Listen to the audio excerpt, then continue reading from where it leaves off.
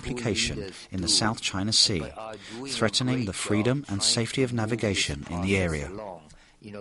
We have a situation where you have international law, UN conventions and other laws ruling the relationship between the countries, and you have the Chinese popping in with a claim, a NineDash claim, which is quite disturbing because it's nobody knows on which legal base it's been produced. The rationale and the background of it is unclear.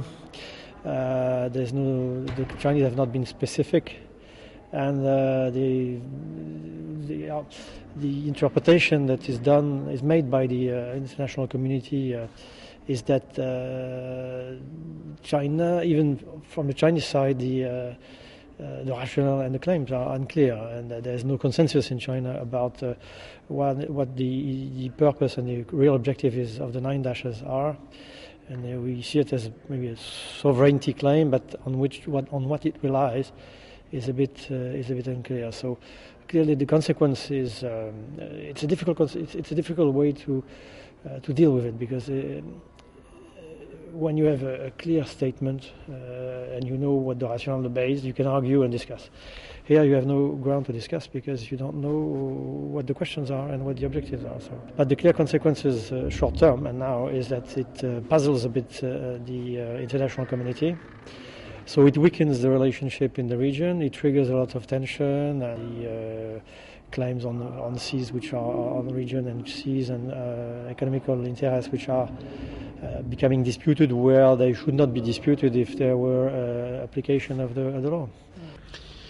I'm more and more of the opinion that the NineDash Line is really the crux of the problem in the South China Sea. And I say that because it seems to me it stands in the way both of a resolution of the dispute and joint development. China's position is that sovereignty of the islands is non-negotiable, it's indisputable in China's words. That means that that's a really insurmountable barrier to negotiations on sovereignty of the islands. I also think that it hinders the prospect of joint development, because some countries like the Philippines and Vietnam have said that joint development can only take place in truly disputed areas, and we don't know what's truly disputed until China clarifies what it's claiming, which it hasn't really done yet.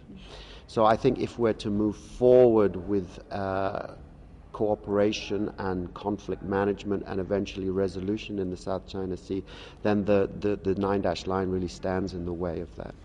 On the 5th of February 2014, at the hearing of the Committee on Foreign Affairs of the U.S. House of Representatives, Assistant Secretary of State Daniel Russel directly criticized the NineDash Line claim of China in the South China Sea.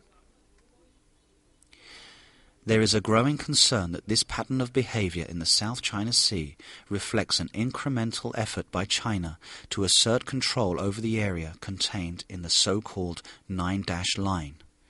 Despite the objections of its neighbors, and despite the lack of any explanation or apparent basis under international law regarding the scope of the claim itself, China's lack of clarity with regard to its South China Sea claims has created uncertainty, insecurity, and instability in the region.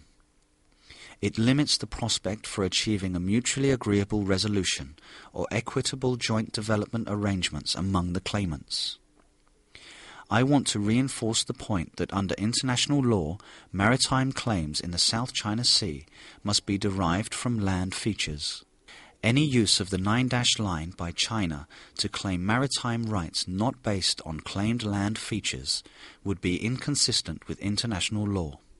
The international community would welcome China to clarify or adjust its NineDash Line claim to bring it in accordance with the international law of the sea. The NineDash Line claim has been condemned by the international community. As a responsible superpower and a party to the United Nations Convention on the Law of the Sea, 1982, China should give up their irrational claim and clarify their claims in the light of international law, the United Nations Convention on the Law of the Sea of 1982. Vietnam possesses full legal basis, historical evidence, and practical management to affirm its sovereignty, sovereign rights, and jurisdiction over its waters as established in accordance with the UN Convention on the Law of the Sea, 1982, the international treaties to which Vietnam is a party, and legal documents of Vietnam. Vietnam will apply every peaceful means that is appropriate and necessary to defend its sovereignty, sovereign rights, and jurisdiction, as well as other national lawful and legitimate interests of Vietnam in the South China Sea, in accordance with the UN Charter, international law, and the UN Convention on the Law of the Sea, 1982. In his speech at the opening ceremony of the 12th Shangri-La Dialogue on the 31st of May 2013, Vietnamese Prime Minister Nguyen Thanh Dung transmitted a clear message on Vietnam's policies on the issues in the South China Sea. Vietnam perseveres in the principle of peaceful dispute settlement on the basis of international law, whilst respecting the independence, sovereignty, and the legitimate interests of the nations involved.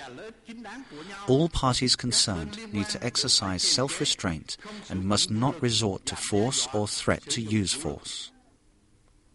Once again, Vietnam reiterates its consistent compliance with the ASEAN six-point statement on the South China Sea, and will do its utmost to work together with ASEAN and China to strictly observe the DOC and soon arrive at the COC. As a coastal state, Vietnam reaffirms and defends its legitimate rights and interests in accordance with international law, especially the United Nations Convention on the Law of the Sea, 1982.